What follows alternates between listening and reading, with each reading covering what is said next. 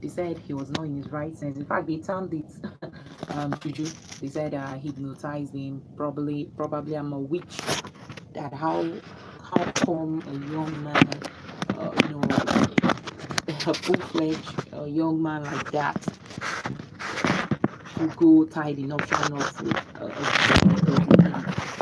it's not normal. So from the onset, they had disapproved of the union. They had always been looking for an opportunity to, you know, incite a breakup.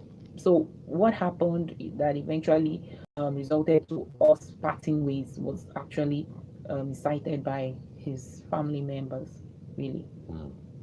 Okay, what exactly did they do?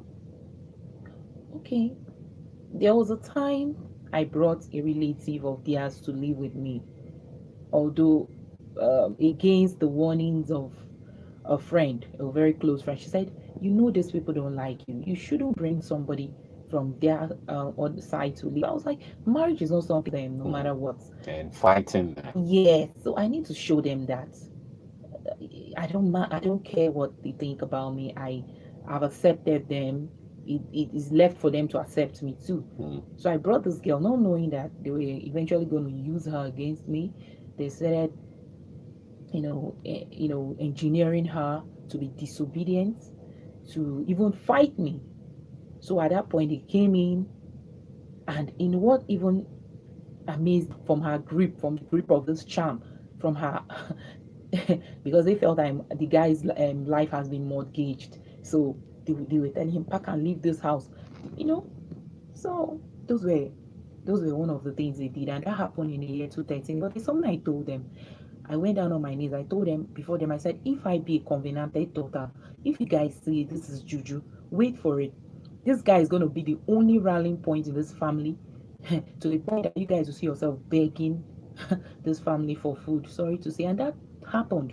And when they saw the turn of events in 2014, we had two cars, this that, and he was working on opening a cosmetic outlet for me somewhere in a highbrow area in Port Harcourt. If I mention the place, the people that know Port Harcourt will know that place is a highbrow area. They they now started seeking, you know, they extended the olive branch. They started Mm. calling me my wife.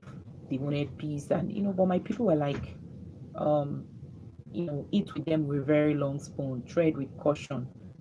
People that are never like you will never, So eventually, when it got to the point that he started cheating on me and rubbing it in my face, I got to know in 2016 or late 2015. Yeah, I did. Little did I know that he has been discussing certain things with his extended family members.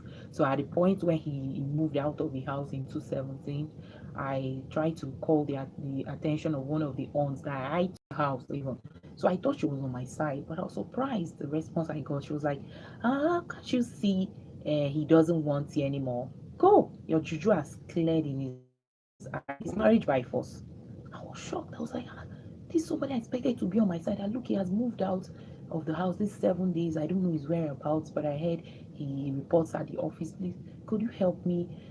That was the response I got. So that was when I realized that all this while, these people were just waiting for an appropriate time, you know, to hit, to attack, or I don't know, just like laying ambush. Mm. And again, on his own part, even though I thought maybe his family were, the strong influence, but the person he moved out to cohabit with was my housekeeper.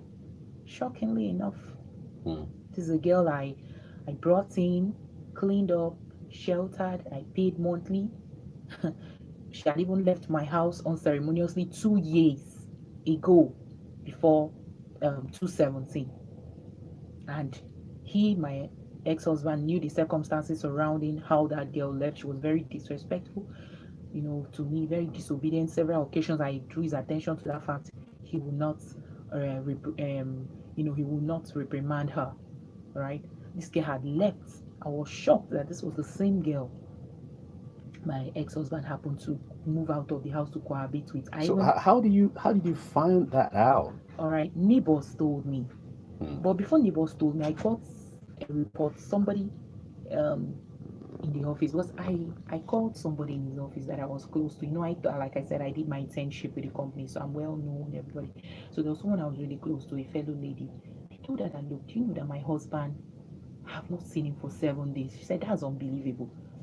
But does he come to the office? She said, yes, of course. How does he look? Does he look like he had his bath? She said, of course. I said, you mean he? She said, yes. What kind of question? Why will you be asking such a question? I said, well, he's not coming from the house. That's the problem. Mm. She said, I don't understand you. So she now said, okay, that she's going to talk to me later, that she was in the office. And I asked at that point whether he was in the office. She said, yes. So later in the evening, she called me. I don't want to mention her name. So she called me and said, Margaret, are you for real what you're saying? I said, yes. She said, okay.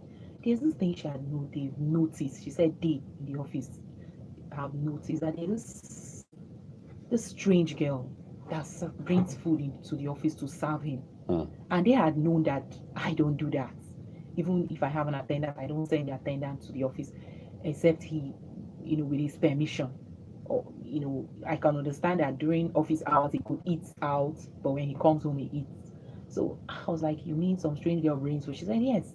She does that in the morning and sometime again in the evening or afternoon. That's the thing began to raise, eyebrows, and somehow the boss, the newsroom head, she's a female, approached him and said, who is this girl?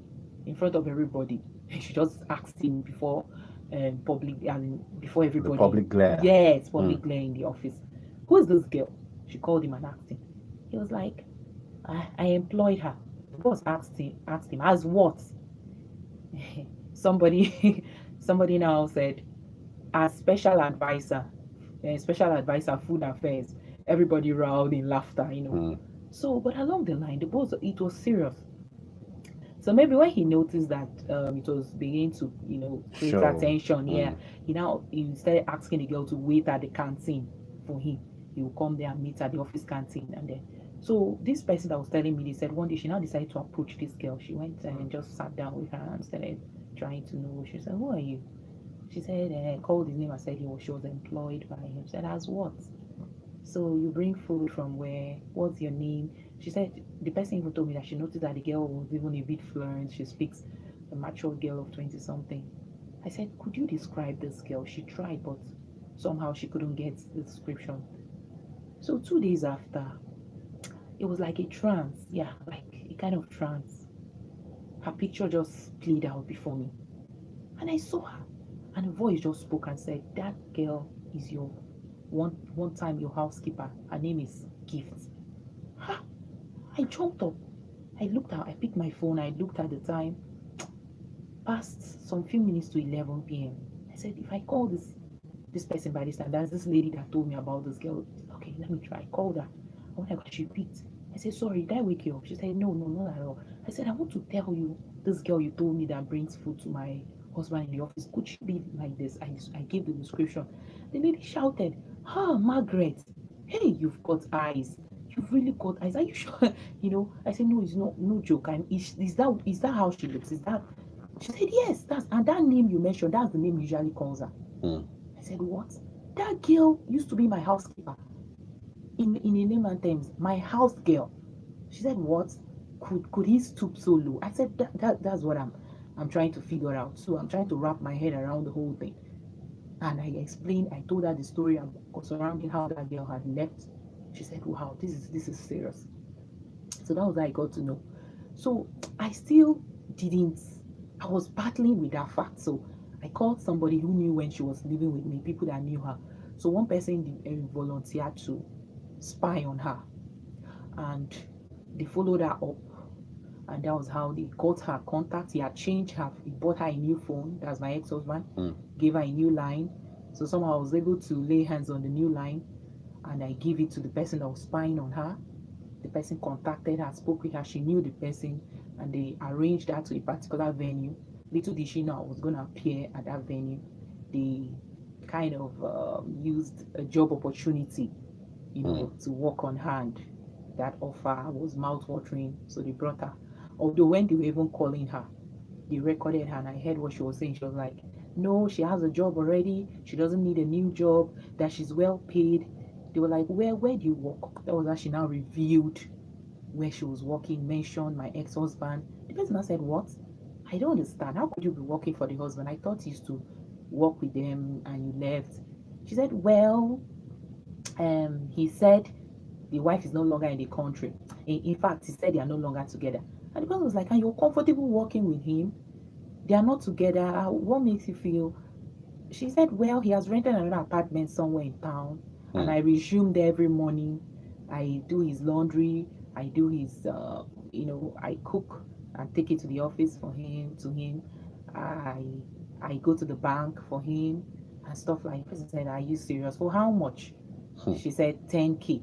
The person said, what? Is that not what the wife used to pay you then, and even other benefits? She said, well, she prefers this one, there are other benefits. The guy said, okay, this one I'm telling you is 25K. Do you want to see the nature of the job? She said, okay, she will come, but she's not really interested. She's okay that maybe she could give the job to her cousin who's jobless. So that was how she was arranged to that venue. So little did she know that I was coming. So at the point she was there, they made her comfortable. Two other women who had met me before, they now pretended like they'd never known me, apart from this guy that was spying on her. So I arrived, you know, then I arrived with the driver in the car and my daughter. Then my daughter was still in my custody. That was this thing I'm telling you was last year, 2017, 2017 April. He moved out of the house 3rd of March 2017. So I alighted from the car.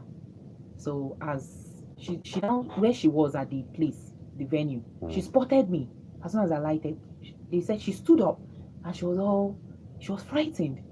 They were like, what's going on? Why you sit down? She said, that woman. So they looked out and saw me. The guy spying now said, oh, he's a former madam. The two men were like, they pretended like, is that the madam? What's she doing in this environment? What a coincidence. Is it that she came to buy something around here? The guy said, I'm surprised too. That's the spy guy. Hmm. So she was fidgeting, but like, sit down now. She said, no, no, she needs to hide. They said, hide for what? Did you offend her? Why do you want to hide? So I advanced towards the place as I entered because it was a shop. So as I stepped in, they were trying to get me a seat. Little did they know that she was gonna she's gonna escape. So she studied and made sure that I was actually close to the door. So at the point she studied and made sure that she would as in to make sure that she's gonna run out and nobody was gonna be able to grab her. And that was how she dashed out. So for the she just escaped. So when she escaped, the women now laughed. They said, you see, the spy guy tried to run after her. So the women were like, you see, she's not having anything with your husband. Why she see you and she's scared? Hmm. And you know she's looking so neat, so clean. This is a girl that they even told me that there's a restaurant close by to that place where she was serving as at late to 16 December. She was always looking unkept and everything, but they're surprised. Look how cleaned up she is.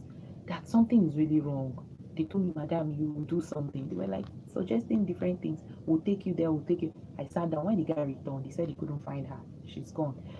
They called her over the phone. She didn't want to pick. At a point, she now picked. They said, come back now. This is your madam you said is no longer in the country or stuff. Why are you seeing her? You're scared. Did you offend her? She said she doesn't have any business with me. They said, okay, come, let's dialogue. Sure you're with the husband. Come now, let's talk. That's all. She doesn't want to harm me. She said she's not coming. Even if I'm going to pay her 1 million naira, she's never going to have anything to do with me. She hung up.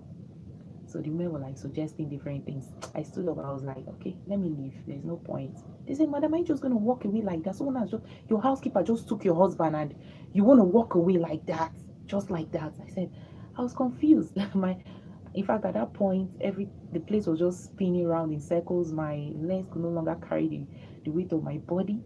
It just dawned on me. So when this was going on, I walked back to the car with the aid of the driver. I got in. So the women came, they were trying to console me, and they were just laying curses on her, this my housekeeper. So the spy guy now said, Madam, you know what? That so just then his phone rang in her presence. He said, she's calling back. So she called, he stood aside and responded. She said, okay. In a calm voice, she called this housekeeper. She called back and said she would like to see the spy guy privately. All the women are like, okay, good for her. Whatever she wants to say, record her. That means her conscience is pricking her. Record her so that Madame will hear. So I drove off. I hadn't driven off 30 minutes. The spy guy called me again and said, Madam, please call me back. You need to hear this. She called me back again. I was like, okay. I called back, and to my greatest chagrin, what I heard was, I heard the guy said she called and said she had reported me to my husband, and that my husband says he's gonna send word across to me.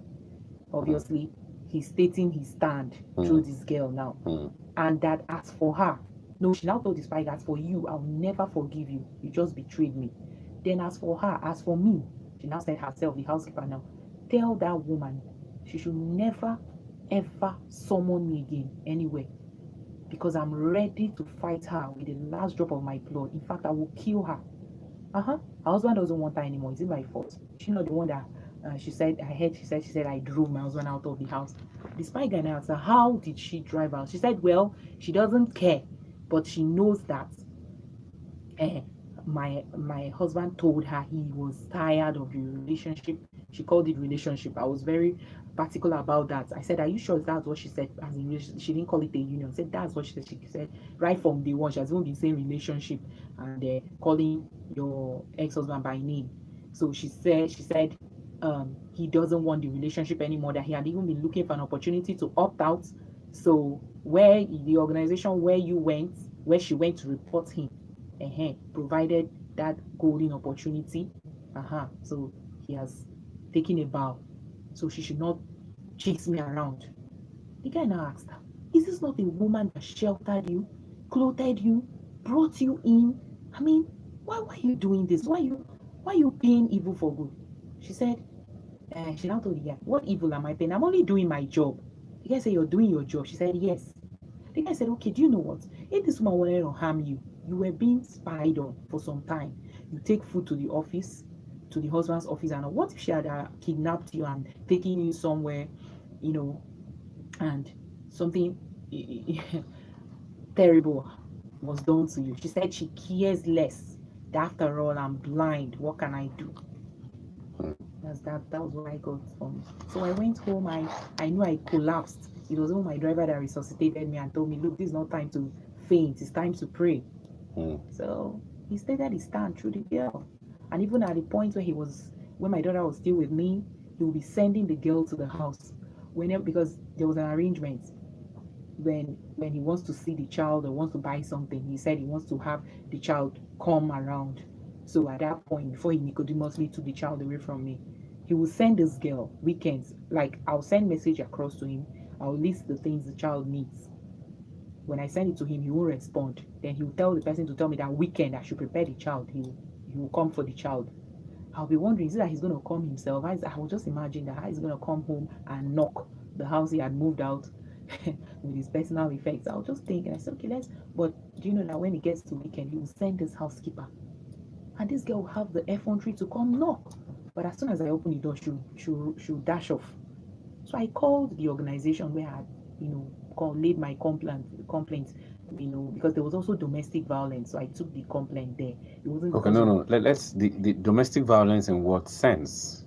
okay, He when, was hitting you. He was beating yes, you up. yes, especially when he comes home very late, 1 a.m. So I'll tell him, is it not better you sleep over where you're coming from? What's the point you coming home and you want neighbors to hear my voice? What's the point you coming and banging on the door 1 a.m.? Is this one still because of your job? Why don't you just sleep over? It's not a new thing that you sleep out. It's been 3 years you've been doing this. You don't go to church anymore. You're no longer devoted in prayer. Not that I don't understand you anymore. So it's not new. Why don't you just sleep over there? Why do you come home? So I refuse to open the door. He'll bang and tell me, how dare you? How dare you? If I get in there, so before I know, he'll pick up his phone. He had a friend then. I don't even go there. This friend, which I had from the onset, I warned him about. As I speak to you, they're not together. It was the kind of friend, a political friend, who used him, to climb, to ascend the ladder of success, and dumped him. So he will call the guy and tell the guy and report that I refuse to open the door. It's like the guy will not ask him, okay, as a good friend, you're not supposed to say, why did you come home by this time? You see, it's late. But it's like friend will not tell him, come over to my place and pass the night. So at that point, when I hear him making that call, I'll go to the door to open up. As soon as I do that, he'll pounce on me and begin to hit me, beat me up. And not as if after beating me, he's entering the house. No, he still walks back back to the main road and goes to get a cab, and I don't know where he's going. So just that was what made me to go to these people, because they handle issues on domestic violence. And I went to them to say, okay, come, invite him to come, and if he doesn't want the union, let him say it. Then putting me through all this, I don't understand him anymore. So that was why I went there. Okay. So Okay, that's so just now your daughter is still with him. Uh, why? How come he got the custody of your daughter? I mean, looking at it, I think your daughter should have been with you, because what kind of life is he living that would make him that parent that would take good care of that girl? How come he was able to get the custody of your daughter? yes. Mr. Dan, really, that is what I'm really particular about. This particular question, this thing you're asking me now, it gives me sleepless nights. I suffer in so many, because when I imagine my child, my daughter, I know what I went through single-handedly raising that child. You can imagine a woman that is visually impaired. People were thinking, oh, how is she going to do it? I never mistakenly gave my daughter poison for one day. Not that I was pregnant, I collided somewhere and I lost the baby because I'm visually impaired. I suffered with all the rubbish, the mess I got from house attendants that day, has even finally decided to cohabit with one. That child stayed alive. So he Nicodemously took the child. What happened was that he now started using some kind of delay tactics, because at that organization, when we to the point where we signed the separation, because he put me under duress to sign that separation in February 2017, and he insisted I must leave the house. Signed it, gave me a check of 250,000 to go get myself another apartment. I refused. So when he kept pressurizing me to leave the house, telling me that, do I realize that the house has 2 months to expire? I said, why are you asking me to leave? I'm not, I mean, if I'm still here, it's none of your problem. He said, okay, you'll be here, the landlord will come throw you out. So it was at that point he moved out. But even before he moved out, I tell the truth, I went down on my knees on the 3rd of March to appeal to this guy. That was the third time I'm doing that. For the sake of the child who is a minor, can we bury the hatchet? He insisted that he doesn't want the union. I thought it was a joke, or maybe he was just overreacting because I went to that organization, you know. But little did I know that his mind was set, his mind was made up. So I came back one day and he had moved out of the house. So back to your question, the child was in my custody. He was mandated to do certain things by that organization, monthly allowances, this, that, you know as so long as the child remains in my custody, these are the things, obligations he needs to meet with or carry out. But because he didn't want to do those things, whoever was advising him felt, so the child will be in her custody, so these are the entitlements. So when he said he was not going to do it, I said, all right. I even learned that the separation we did, where we did it, wasn't official. They do a proper separation at the High Court. So can we proceed to the High Court for a proper separation? Or better still, if whatever you decide, if it's a divorce, okay, I'm ready. It seems, it's obvious I disgust you. I'm an irritant. So, there's no point staying with someone like that. And by this time, no intercourse for over 9 months, going to a year, right? So what are we doing? What's the essence of the marriage? I just told him. He said, okay, that's your business. The truth is, my child, I can get a nanny. I said, I'm alive and you give my child to a nanny? That won't happen. I won't let you do that. So at the point he moved out of the house, he refused to meet up with those obligations. He would just send handouts a day. Maybe he would just send 2,000 across through the driver. I had to go to his office and protest. I told the management, this is what is going on. And he assigned, I heard he responded, I'm no longer his responsibility, that he's just sending that handout in order for the child to feed. So at that point, the child fell ill because I couldn't afford certain things. I was so devastated. My shop at that, in that 2017 January, the rent had expired. He said he was not going to renew it. So I was just at home. So the money he gave me at the point of separation, the check, I was contemplating renting a new shop and moving, because he even wanted to seize the goods in the shop. Yes, wanted to seize them from me. Just wanted to strip me of everything. So the child took ill. I drew his attention to that. He said I should send the child to, I wanted to send the child to a professional pediatrist. He said, and I'm sure maybe the child took ill because of, children, their spirits. She could sense the clash between her parents. She could see, the friction, the turbulence. So she took ill. Seriously, I was worried. So I sent word to him. He said I should take her to he had a patent drug dealer who dispenses drug over a counter. He calls the man a doctor, but the man is not actually a professional doctor. So though he used to attend to us as a family, so I took the child there for 3 days. He gave the child injection, but there was no improvement. So, and at that point, our car was bashed where it was stationary. Oh, Mr. Dan, a lot happened. It was terrible. The year 2017, oh my God, it was a horrible year, very devastating year for me. I nearly died. I contemplated suicide at that point. In fact, I nearly lost sanity. Our car was just stationary on Easter Day, April 2017, when an FJ Cruiser Jeep ran into it and destroyed it beyond beyond Repairs. yes, beyond repairs. So he now, when and then this was also brought to his attention. He now arranged a cab guy, and the person he asked to get this cab guy, he made sure, he told the person that he made sure that I and the cab guy, dialectically were not related. He told the person the tribe he wanted. If it's not Igbo, it should be this. So he used the cab guy and this patent drug dealer to Nicodemously take my child. And on that fateful day, there was a friend with me. So she said, "Why don't you go with them? Or can I go with them?"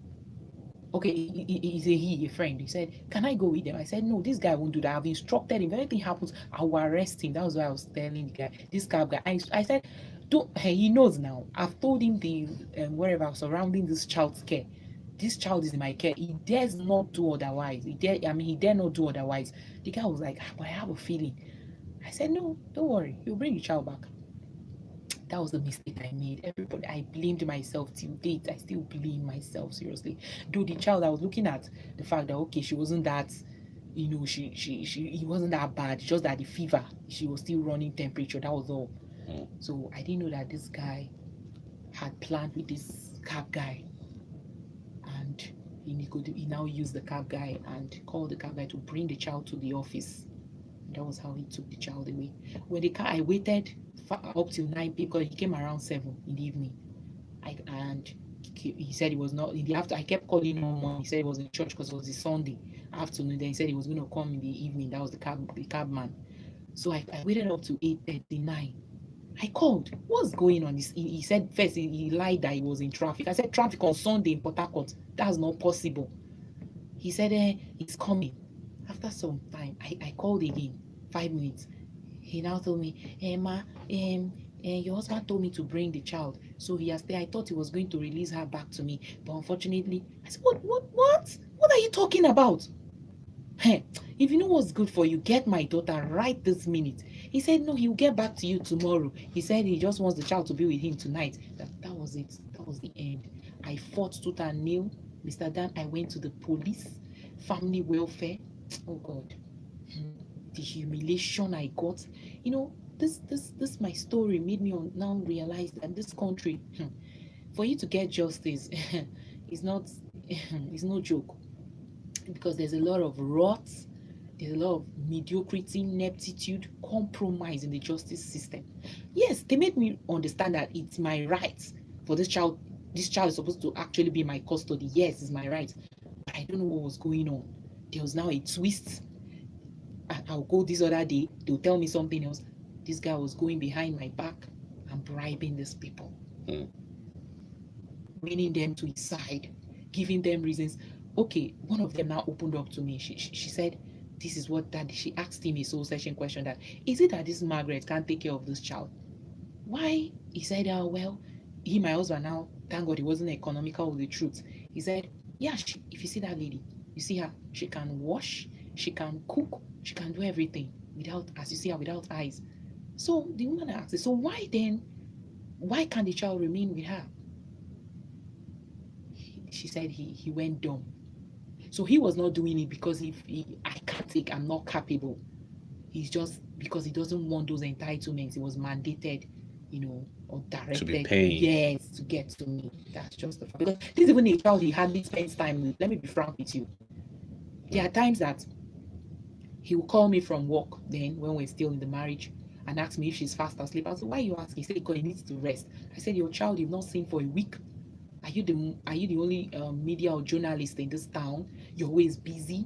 You don't spend time with your family. You hardly take your child out. You don't go to church. You don't. What? She's here. This is Friday. She's watching cartoon. He said, but it's late. It's almost 12 midnight. I said, is she going to school tomorrow? She wants to see you. She has been asking. He doesn't even sit down to do assignments with the child. He complains the assignment is too much. I should take it back to school. I said an assignment that you're supposed to help your daughter with. I made it. So I was surprised. This is the same guy.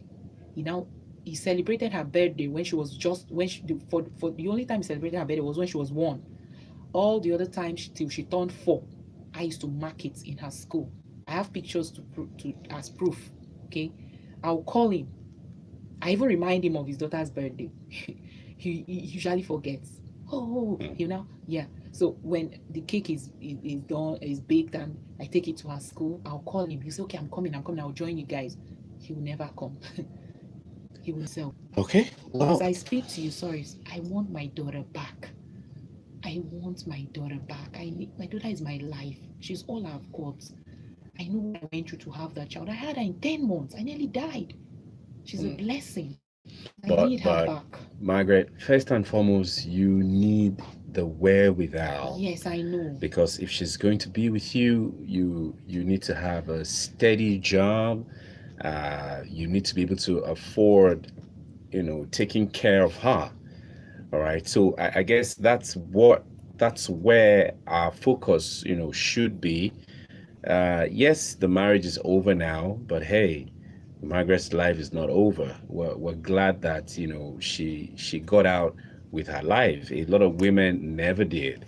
All right. And from the different private sessions we've had, I've told her that she actually dodged a bullet, all right, in that relationship. And yeah, so that's why I said, okay, let her come and tell her story by herself so that a lot of other people can learn.